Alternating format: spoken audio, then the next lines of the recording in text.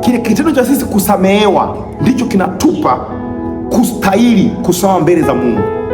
Mtu yoyote ambaye hajasamehewa ni ngumu awezi kupokelewa mbele za Mungu. Yaani mimi na wewe, ili Mungu anawapokea watu pekee ambao amewasamehe.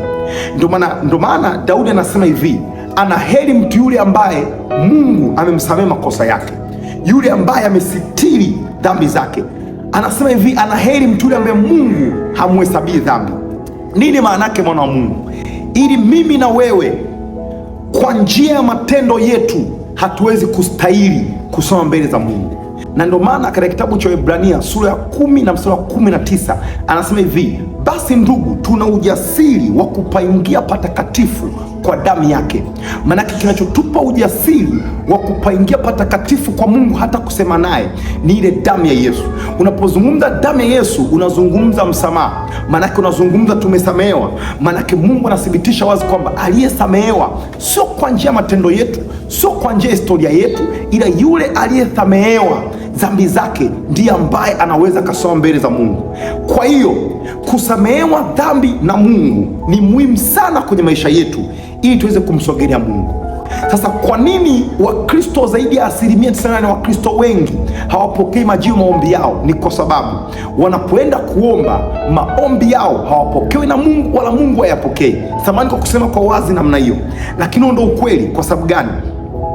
Kama ukienda kwa Mungu ukiwa umejitoa kwenye sehemu ya kusamehewa, kwa sababu Yesu anaweka wazi kwamba usiposamehe unatolewa sehemu ya kusamehewa. Unakumbuka yule mtu ambaye yeye alisamehewa dinari tu kidogo, fedha kidogo, alafu alipokutana na mjoli mwenzie hakumsamehe, akampeleka gerezani. Unaona, Yesu anasema kwamba yule mtu akatolewa kwenye sehemu ya kusamehewa. Kwa usiposamehe unaondolewa kwenye nafasi ya kusamehewa.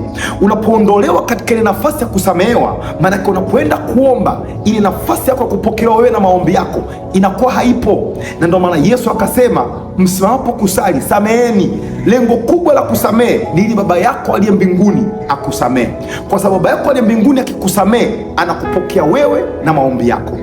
Bwana Yesu asifiwe sana. Natamani uelewe mtu mmoja katika jina Yesu, na ndio maana nikupe mfano. Kama umwe kumsoma Daudi vizuri, Daudi unaona kabisa Daudi alikuwa ni kipendeleo cha Mungu. Mungu alimpenda Daudi, Mungu alimsogeza Daudi karibu sana.